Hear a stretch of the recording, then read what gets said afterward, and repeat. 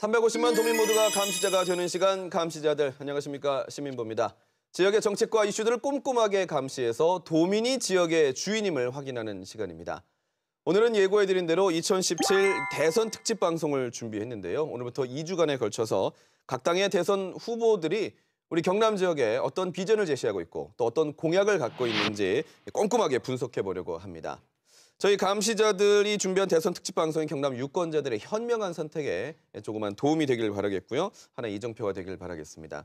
오늘 특별히 특집 방송을 위해서 경남도의회 각 당을 대표하는 정예 멤버들을 모셨습니다.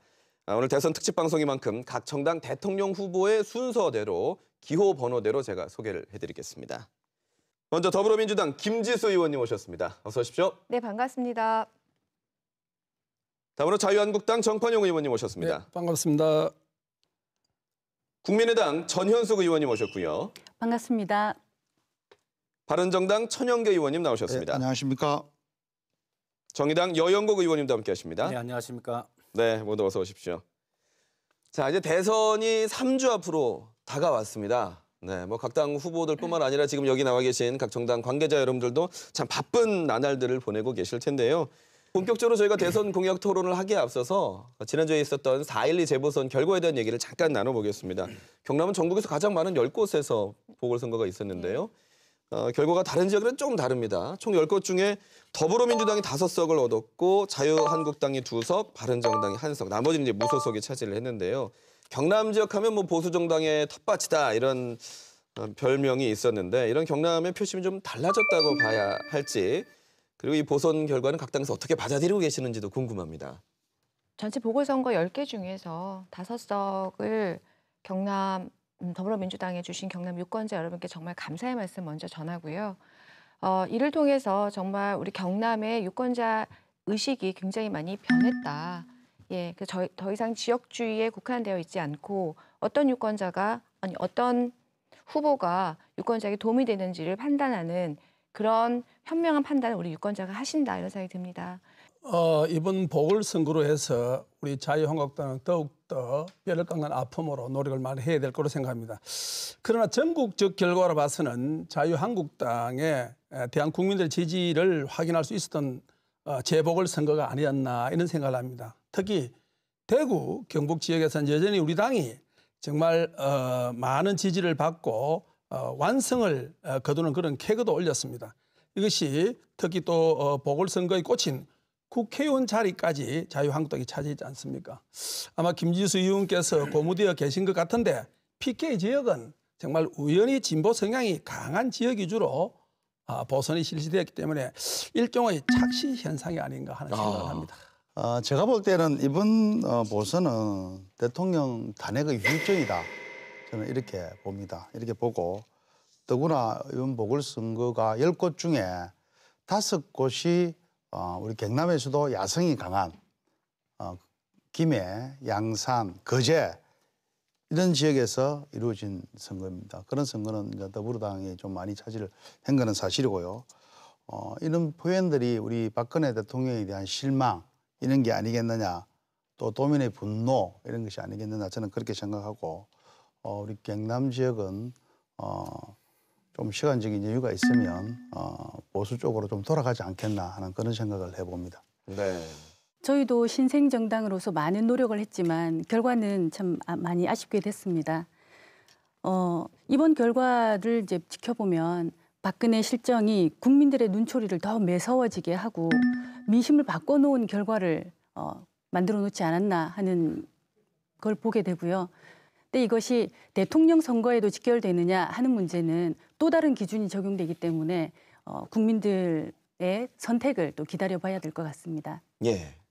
저희 정의당은 이번에 2곳에 네. 후보를 출마해서 적어도 1곳 정도는 좀 이기려 생각했는데 뭐 그렇지 못해 조금 아쉽긴 합니다만 우리 정의당 후보에게 많은 지지를 보내주신 우리 도민들께 진짜 감사를 드립니다.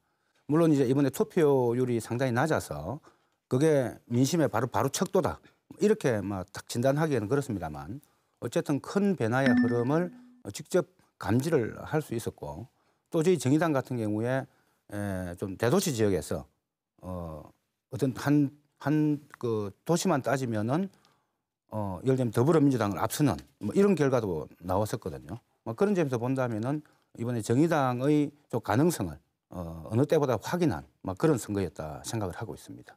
네, 4.12 재보선에 대한 각 의원님들의 말씀을 들어봤습니다. 자, 이제 본격적으로 2017 대선 얘기를 해볼 텐데요. 경남도민은 과연 어떤 대통령을 원할까요? 사실 그렇습니다. 이번에 대통령 탄핵 사태를 겪으면서 정당도 중요하지만 정말 그 대통령 자신의 자질과 면면, 이 리더십도 굉장히 중요하다 국민들이 생각을 하고 있거든요.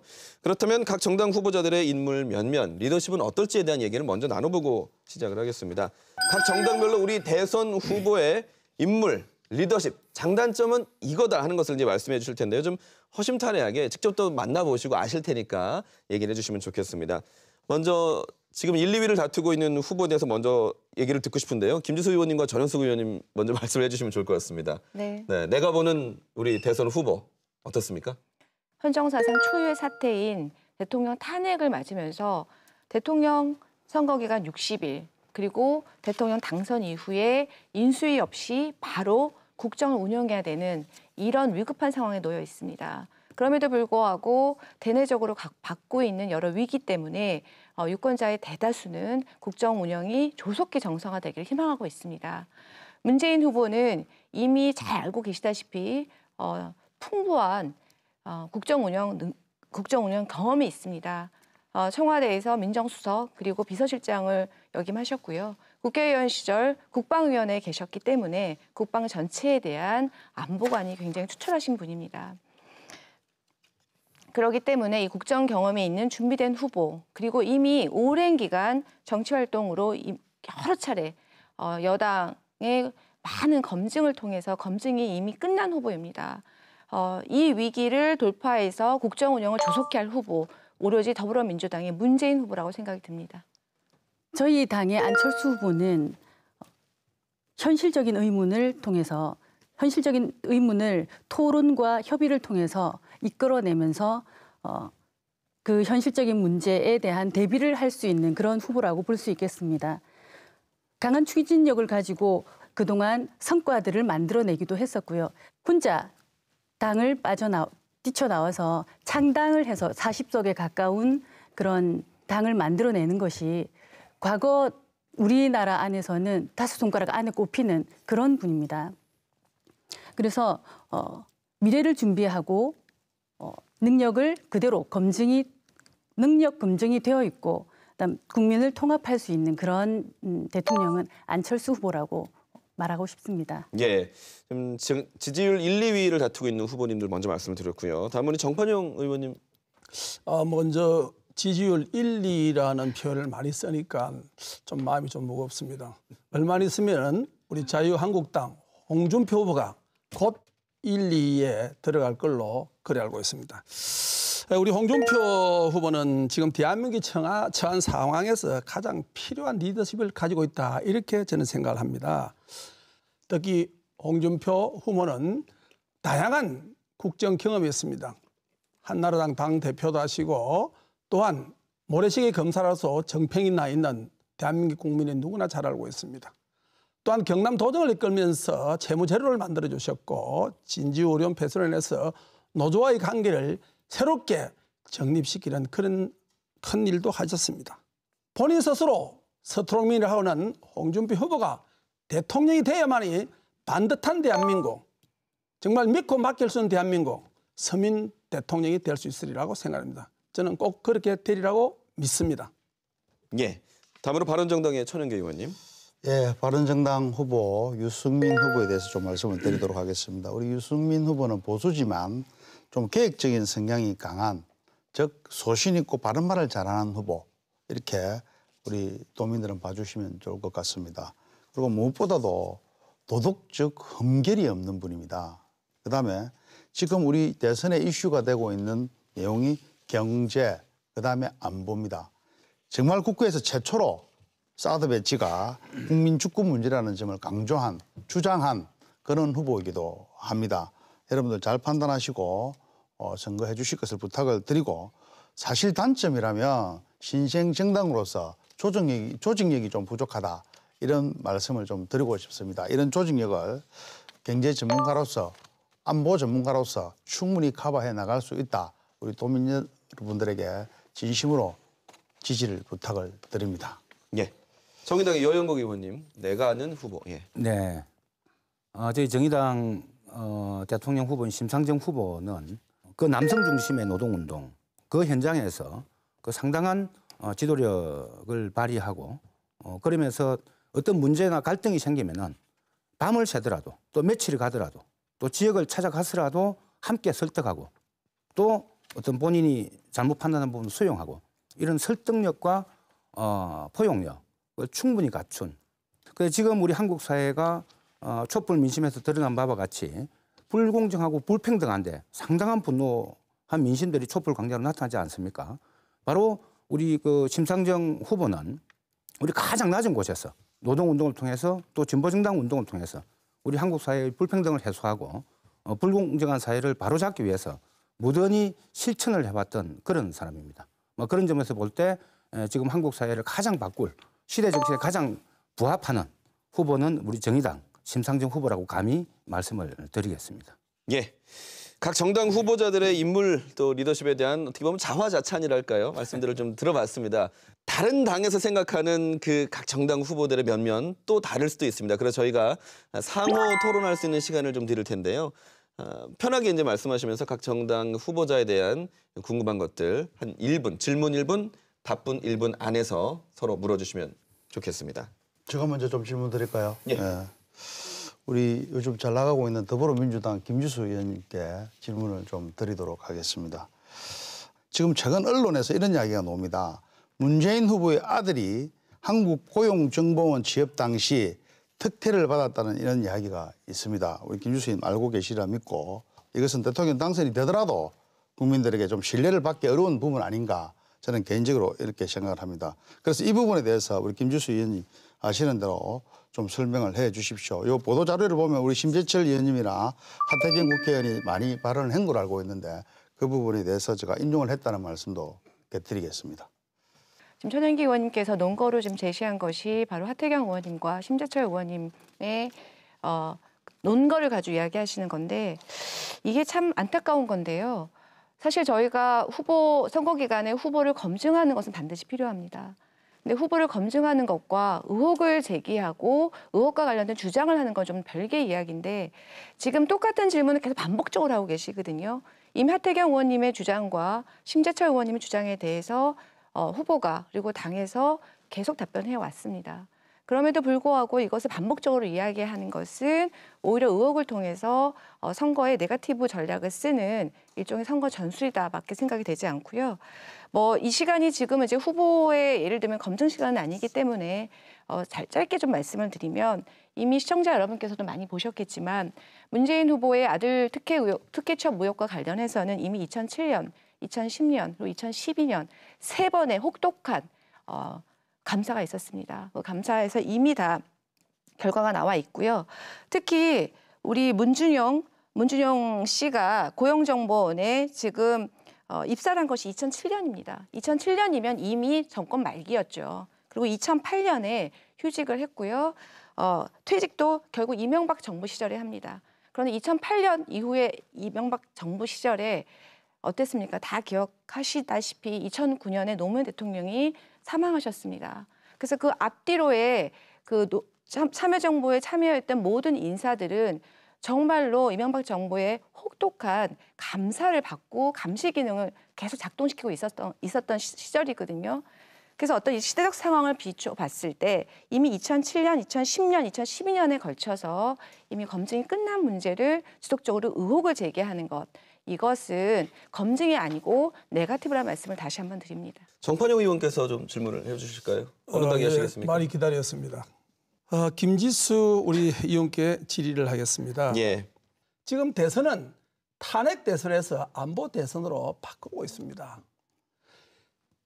문재인 후보는 안철수 후보도 마찬가지입니다만은 탄핵 때는 오히려 문재인 후보 같은 경우에는 북한을 먼저 방문을 하겠다. 김정은을 만나겠다라고 했습니다. 그러나 지금 안보 대선으로 가는 이는 마당으로 바뀌기 때문에 안보를 아주 중요한 시점이 오니까 이제는 말바꾸기를 하면서 오히려 어느 시점에는 사드를 해야 된다는 사고를 가지고 있습니다. 홍준표 후보는 자유한국당의 그 보수의 이미지로 꿋꿋하게 처음부터 끝까지 자유한국당 사드는 배치해야 된다라고 강력히 주장해 왔습니다. 왜 이렇게 대선 후보가 대한민국 국민의 안정을 위해서 노력해야 되고 편안하게 국민을 자리 잡을 수 있도록 만들어줘야 되는데 이 사드에 대해서 반대를 하다가 다시 배치를 해야 된다라고 하는 것은 어떤 데서 나왔는지 답변을 요합니다. 사드 배치와 관련된 문재인 후보의 입장은 시종일관 동일합니다. 그러니까 전략적 모호성이라는 개념인 거죠. 지금 대한민국의 국방이 안보가 자주 국방이 되고 있지 않습니다. 대한민국의 안보와 국방은 곧 외교와 직결되는 부분이거든요. 그래서 외교 문제, 즉 중국과 미국과 일본과의 강대국 틈바구니에서 어떻게 외교를 통해서 안보를 이룰 것인가, 이것이 대한민국의 숙제입니다. 안보 숙제이죠. 이때 사드 배치를 저희가 찬성을 하거나 반대를 하거나 할 때 있어서 이것을 굳이 찬성한다, 반대한다라는 입장을 명확하게 먼저 밝힐 필요가 있을까요? 외교 안보에 있어서 그것이 이해득실, 국가 이익에 도움이 되지 않는다면 그것은 오히려 전략성 모호성을 가지고 오히려 그 국회의 비준 동의안을 거치는 과정 속에서 끊임없이 중국과 미국과 외교적 합의를 하는 것, 그래서 국가의 실익을 최대한 챙기는 것, 이것이 전제되어야 된다고 생각합니다. 김지수 의원님 다시 묻습니다. 지금 현재 우리 국방 외교 이 문제를 말씀을 하셨는데 정말 번지란 표현이라고 생각을 합니다. 저는 오히려 김대중 정부나 노무현 정부가 정말 퍼주기식 정책을 펴서 오히려 북한을 달래기식으로 해왔기 때문에 오히려 핵을 무장하는데 오히려 도움을 주지는 않았나 하는 생각이 들 정도입니다. 북한의 어떤 핵 문제와 관련해서 모든 발언권을 지금 누가 주도하고 있습니까? 미국의 트럼프 대통령이 주도하고 있지 않습니까? 대한민국에 지금 어디 발언권이라도 있습니까? 이것이 지난 10년 동안 바로 새누리당에서 주도해온 대북 정책, 강경 대북 정책의 결과물입니다. 그렇기 때문에 우리가 안보 문제가 정말 중요하죠. 그래서 이 안보 문제에서만큼은 어떤 획일된 의견으로 가기보다는 조금 더 다른 노력으로 지금 가야 되는 어떤 그런 변화가 있다고 생각이 듭니다. 그러면 세 분씩 하나만 묻겠습니다. 예, 세 분씩 질문 답변하셨습니다. 네. 예. 민주당에서는 우리 대한민국의 핵을 우리 자유한국당 입장은 핵을 보유해야 된다고 생각하는데 민주당 입장은 어떻습니까? 한반도 비핵화입니다. 네, 여기까지 듣고요. 이제 김지수 의원께서 다른 당 후보의 인물에 대한 질문을 하시면 질문 기회는 한 번만 하는 걸로 하겠습니다. 저희가 네. 주어진 시간이 많지 않기 때문에요. 저는 안철수 후보에 대해서 조금 좀 질문을 좀 드리겠는데요. 아까 우리 그 전현식 의원님 안철수 후보에 대해서 준비된 후보, 그리고 유능한 후보, 그리고 통합형 후보라고 얘기하셨는데 물론 안철수 후보가 유능한 후보라는 거에 대해서는 이견이 없습니다. 안철수 후보가 계속 새정치를 오랫동안 이야기했습니다. 그런데 많은 분들이 아직도 도대체 안철수가 이야기하는 새정치가 무엇인가에 대해서 궁금해합니다. 그래서 이 준비된 후보와 통합형 후보라는 거에 대해서는 조금 의문점이 있다, 이런 말씀을 우리 전현식 의원님께 드립니다. 새정치라는 말씀을 하셨는데 새정치가 무엇인가? 그것은 철학적인 문제입니다. 눈에 보이는 양적인 것으로 증명을 할 수는 없는 것이지만 단적으로 보면 민주당과 새누리당 양당 체제에서 국민의당이 창당이 되면서 이미 오래된 양당 체제를 깨고 다당 체제를 만들었습니다. 그러면서 박근혜 탄핵도 이끌어오는 그런 계기를 마련하게 되고요. 우리나라에서 양당 체제로 있으면서 그동안 많이 나왔던 그런 불편함들, 그런 폐해들이 다당 체제가 되면서 다양한 의견들이 그대로 표출이 될 수 있는 그런 구조를 만들어냈습니다. 그것이 바로 새정치를 만들어낸 거고 새정치의 표현이라고 봅니다. 네, 그럼 전현숙 의원께서 다른 정당 후보에 대한 인물 리더십 질문해 주십시오. 더민주 김지수 의원님께 질문 드리겠습니다. 네, 지난 총선에서도 그렇고 그 앞 대선에서도 그렇고 문재인 후보께서는 책임에 대한 언급을 여러 번 하셨습니다. 지난 총선 때에도 뭐 특정 지역이지만 내가 전라도 지역에서 우리 정당이 선택받지 못하면 책임을 지고 사퇴하겠다라는 그런 말씀도 하셨죠.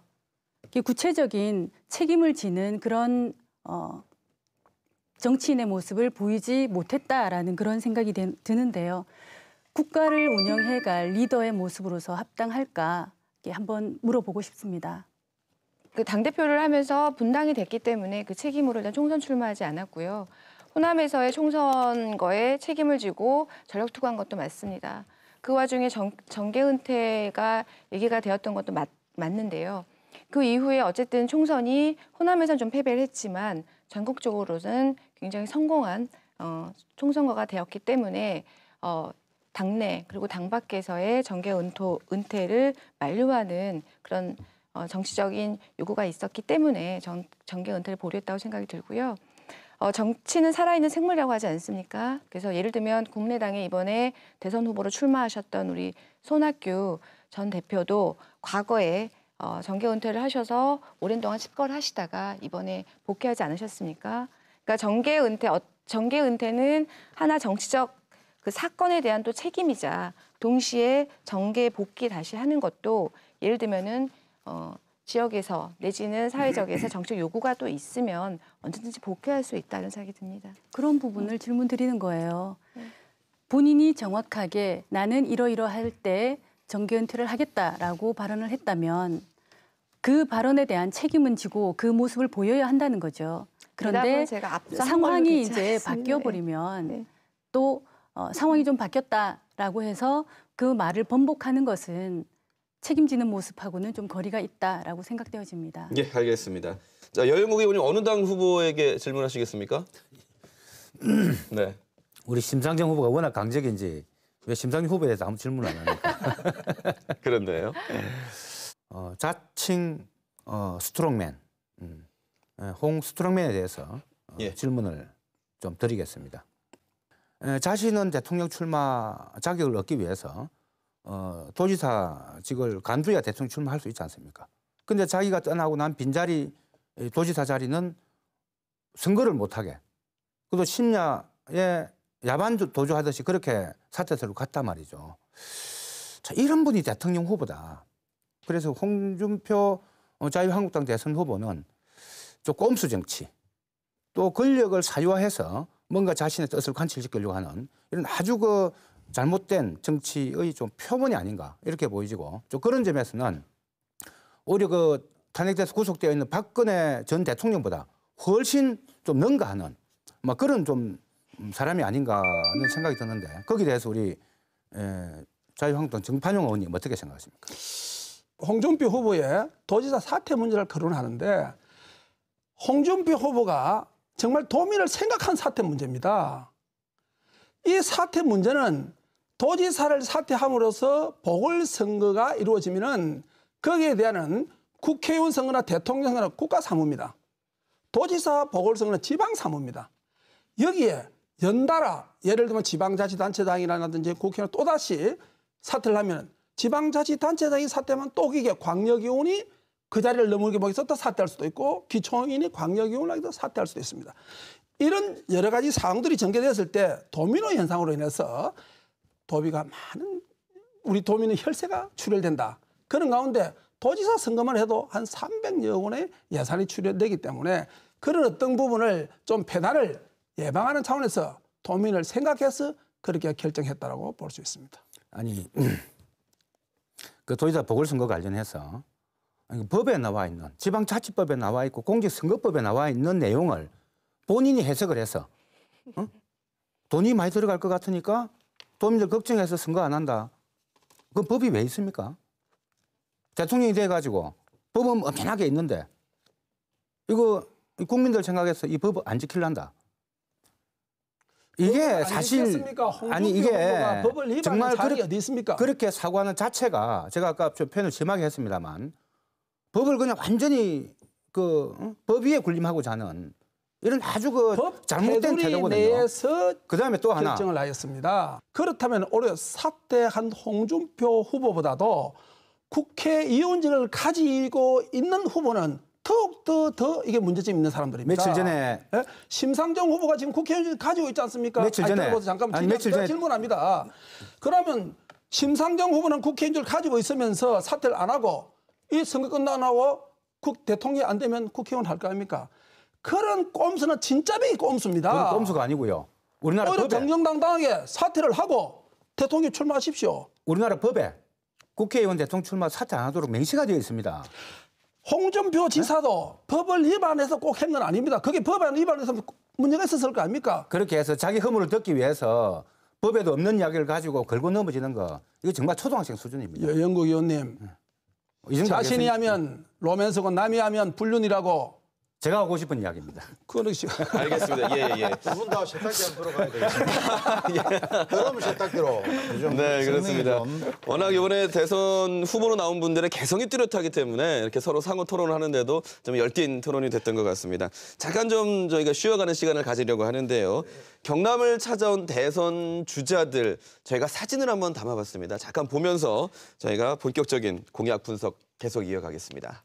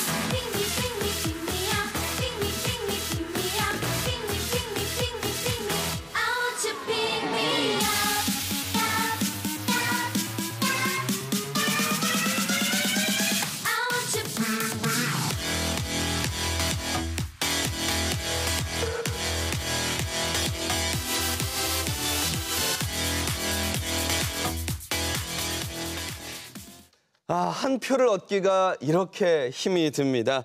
지금 지역민들에게 건네는 말과 여러분들의 약속, 그 진심이 꼭 계속되기를 바라겠습니다. 자, 점점 팍팍해져가는 살림살이의 경제 공약에 그 어느 때보다 많은 관심이 모이고 있는데요. 시대에 맞는 정책이 나와야 한다는 목소리가 큽니다. 특히 경남은 이 제조업이 성장 한계에 부딪히면서 과연 새로운 탈출구가 무엇이 될 것이냐 관심이 높습니다. 각 대선 후보자가 그리는 경남의 미래 먹거리는 무엇인지 이 시간 정당별로 얘기를 들어보겠습니다. 먼저 이번에는 국민의당 전현숙 의원께서 말씀해 주십시오. 안철수 후보가 경남에 이제 내는 여러 가지 4차 산업혁명에 관한 공약들이 있습니다. 함양, 사천, 거창 이런 쪽은 항노화 산업단지를 조성하고요. 시니어 제품 산업단지도 그 안에 들어 있습니다.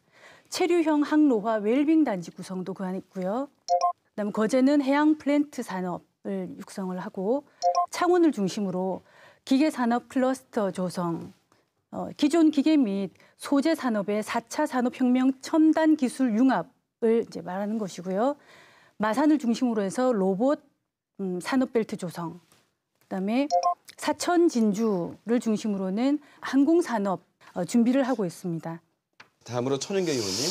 예, 우리 유승민 후보는 경남 지역 발전을 위해서 그 경남 미래의 먹거리 사업을 위해서 이런 것을 준비하고 있습니다. 첫째는 우리 경남은 조선 위기를 극복해야 된다. 이렇게 말씀을 많이 하시고 있습니다. 지금 우리 유승민 후보가 발표하는 이 내용은 사실 확정된 내용은 아직 발표가 안 됐기 때문에 우리 경남도당과 우리 도의원들 간에 서로 교감을 하고 있다는 말씀을 드리면서 또 공약 사업에 대해서 말씀을 드리도록 하겠습니다. 지금 조선 위기 극복은 사실 우리 대우조선이 빠른 정상화를 통해서 민영화가 돼야 된다는 주장을 하고 있는 것이 우리 유승민 후보의 뜻입니다. 그리고 둘째, 우리 경남 지역이 지금 국가산업단지 차질 없는 추진 및 2단계 확장 사업에 중점을 두고 있다는 말씀을 드리고 싶고, 세 번째는 조선업에 편중되어 있는 산업구조의 개선과 산업의 다변화를 추구해야 된다는 이야기도 있습니다. 그리고 네 번째는 남북 내륙 철도의 조기 건설입니다. 그리고 지역 경제 발전에 기반된 교통 인프라 구축을 위해서 지금 최선을 다하고 있다는 말씀을 드리고, 끝으로는 우리 사드 보복에 따른 중국 관광객 감소 이런 부분을 우리 해양 레저를 좀 개발하고 허브를 구축해서 관광 활성화하는데 우리 경남에 모든 힘을 기울이겠다 하는 말씀을 우리 도의원들과 또 경남도당과 지금 의견을 조율하고 있다는 말씀을 드리고 싶습니다. 알겠습니다. 효영국 의원님. 예, 진짜 심상정 정의당 대선 후보께서 아직 공식적 경상남도 지역 공약 발표는 아직 하진 않았습니다. 그런 대체로 방향을 잡고 있는 것은 우리 경남이 앞서 여러분들 말씀했다시피 조선기계산업항공, 주력산업이 대단히 인프라가 잘 구성이 되어 있습니다. 그래서 우리 경남 지역의 주력산업들의 산업이 이제 더 질적 성장, 즉 고도화되기 위해서 원천 기술을 확보하는데 모든 연구 기능이라든지 뭐 이런 것을 총력 집중을 하겠다. 두 번째는 우리 경남 이런 좀 전체 산업과 주력 산업과 연동해서 우리 경남이 녹색 에너지 산업의 메카로 성장시키겠다 이런 좀 생각을 갖고 있습니다. 그래서 서부 경남을 중심으로 해서는 농업과 함께 관광, 먹거리, 볼거리, 즐길거리가 함께 어우러지는 이런 6차 산업을 우리 대한민국의 메카로 발전시켜서 일자리 문제라든지 소득 문제라든지 이런 것들을 획기적으로 늘리겠다는 좀 말씀을 드리겠고요. 좀 협동 경제, 사회적 경제가 우리 경남에 잘 뿌리내릴 수 있도록 또 이것도 하나의 큰 영역으로서 좀 뿌리내릴 수 있도록 그렇게 지원을 강화할 생각이고, 또 우리 청년들이 경남에 좀 머무르고 좀 청년들이 강한 그런 경남을 만들기 위해서 청년센터 설립이라든지 이런 걸 통해서 청년들의 일자리나 삶의 질을 함께 고민하고 있습니다. 알겠습니다. 예, 5분의 대선 후보 중에 유일하게 경남에 와서 경남의 비전 선포식을 한 후보이죠. 예, 핵심은 그 두 가지로 볼 수가 있을 것 같은데요. 지금 국가 균형 발전을 도모하기 위해서는 지방 분권이 굉장히 필요하다. 그래서 지방 분권에 대한 확고한 철학을 먼저 밝히셨고요. 두 번째는 경남이 가진 자산을 키워야 된다라고 얘기하면서 총 9가지의 공약을 발표하였습니다. 경남을 항공우주 산업의 메카로 더욱더 육성해야 된다. 그래서 특화단지로 만드는 것. 창원공단 중심으로 제조업이 굉장히 지금 많이 위기에 봉착되어 있는데요. 이 창원공단의 친환경 미래가치 창출 사업을 육성하는 것. 그리고 더해서 국가산단으로 지정받은 밀양 나노단지를 구체화하는 것. 그리고 지금 가장 국가적 화두이자 경상남도의 직격탄을 날리고 있는 조선산업과 관련된 산업 경쟁력 강화에 대해서 공약화했고요. 그리고 지금 특히 서부권의 교통망 확충을 위해서 김천, 진주, 거제를 잇는 KTX 조기 착공 추진 얘기하셨고요. 경남 서부권에 기존의 낙후된 농업 분야를 6차 산업으로 활성화시켜서 이것을 관광과 같이 연계해서 관광 휴양 벨트를 같이 만드는 것을 이야기했고요. 진주 혁신도시 시즌2가 들어갑니다. 그래서 공공기관과 연관된 민간 기업까지 지역으로 내리는 제도적, 행정적 제도를 보완하는 것, 이것을 공약하였고요. 9번째로서는 그 부산 양산 캠퍼스 그리고 양산의 그 부산대병원 김해의생명센터를 연결해서 그 동남권의 의생명 특화단지를 조성하는 것을 공약으로 발표하였습니다. 네, 그러면 우리 정판영 의원님 미래 공약 말씀해 주십시오. 예, 조금 전에 김지수 우리 의원께서 말씀을 하셨는데 보편적으로 우리 홍준표 후보가 지사 시절에 거의 이루고 있는 진행되고 있는 부분이 많이 충족이 돼 있다는 하나를 말씀을 드립니다. 경남도지사로 취임하자마자 경남의 새로운 성장 동력을 확보하기 위해 경남 미래 50년 사업을 추진하였습니다. 그중에 항공 나노 해양 플랜트 세계의 국가 산단을 유치하였는가 하면은 조금 전에 다른 의원님도 지적한 기계산업 경쟁력 강화를 위해 기계 융합과 구조 고도화를 추진했었습니다. 또한 경남 동부의 양방 항로와 특히 경남의 낙후 지역인 거창, 함양, 산청에는 한방 항로화 사업을 추진하여 미래 먹거리 확보와 지역균형 발전이라는 두 마리 토끼를 찾고 있다고 봅니다. 이처럼 경남의 미래 먹거리 사업에 대한 밑그림을 홍준표 후보가 다 그렸습니다. 이미. 따라서 그 누구보다 경남의 미래 먹거리를 잘 알고 있는 홍준표 후보가 대통령이 되어야 경남 미래 50년 사업의 비약적인 발전을 할 수 있다. 저는 이렇게 생각합니다. 예, 알겠습니다. 각 정당 후보자들이 갖고 있는 경남적인 경제를 살리기 위한 다양한 해법과 공약들 우리 도의원님들을 통해서 말씀을 드렸는데요.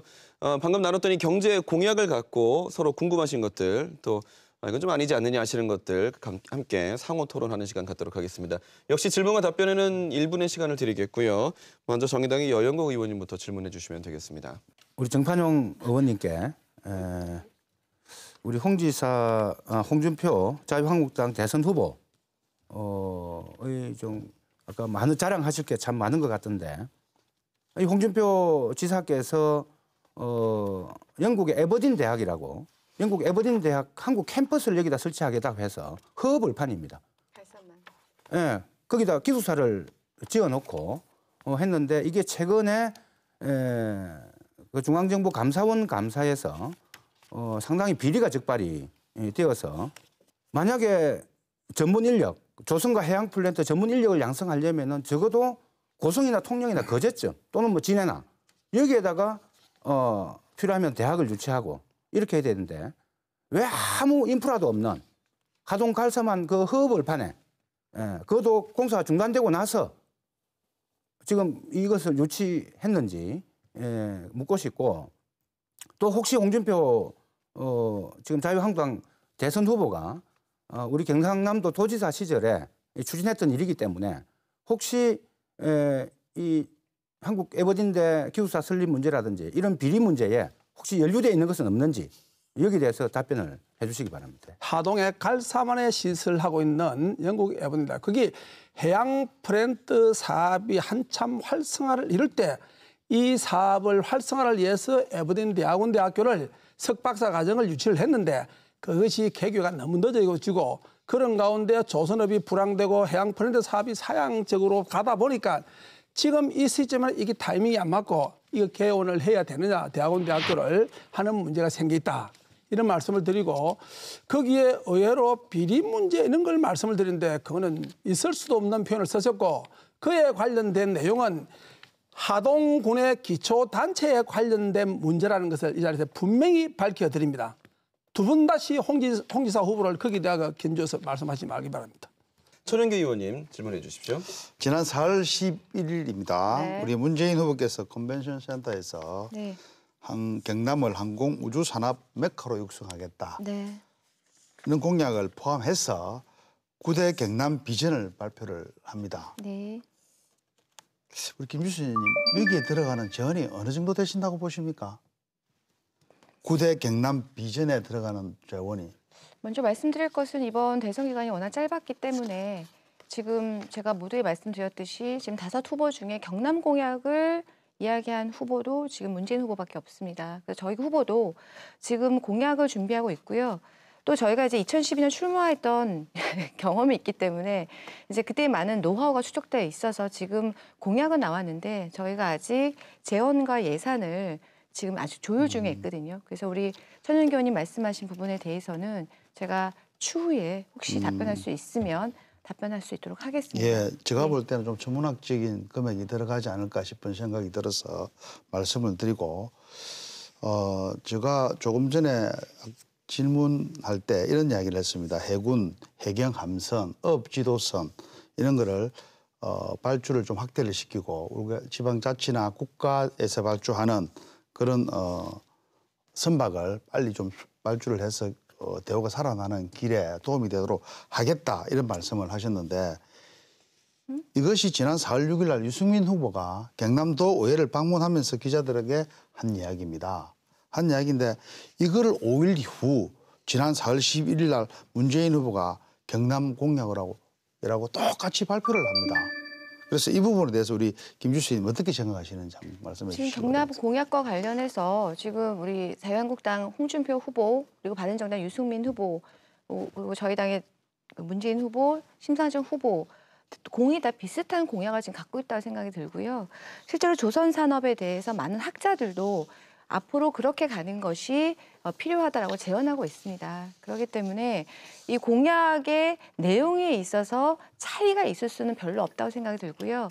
다만 어느 후보가 이것을 집권 이후에 실천을 해낼 낼 것인가, 예, 그것이 관건이 되겠죠. 예. 저도 이해합니다.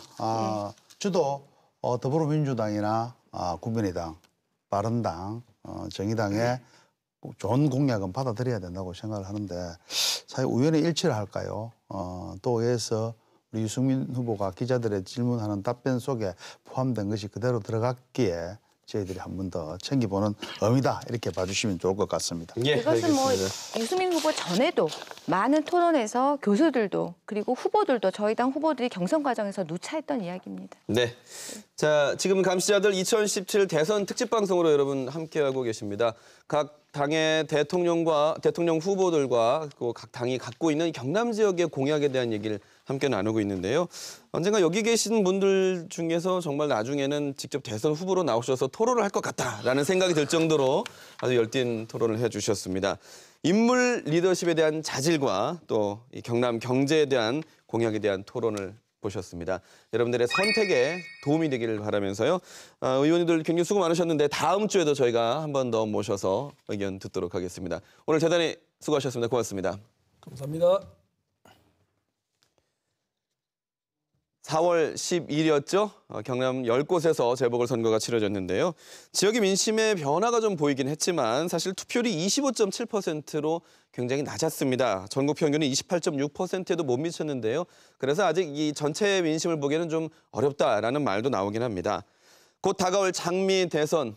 여러분, 지역 유권자들의 적극적인 관심과 참여로 이 선거의 과정도 장밋빛으로 만들어야 되지 않겠습니까? 기억해 주시고요. 350만 도민이 현명한 감시자가 되는 그날까지 저희 감시자들도 함께하도록 하겠습니다. 다음 시간에 찾아뵙겠습니다. 안녕히 계십시오.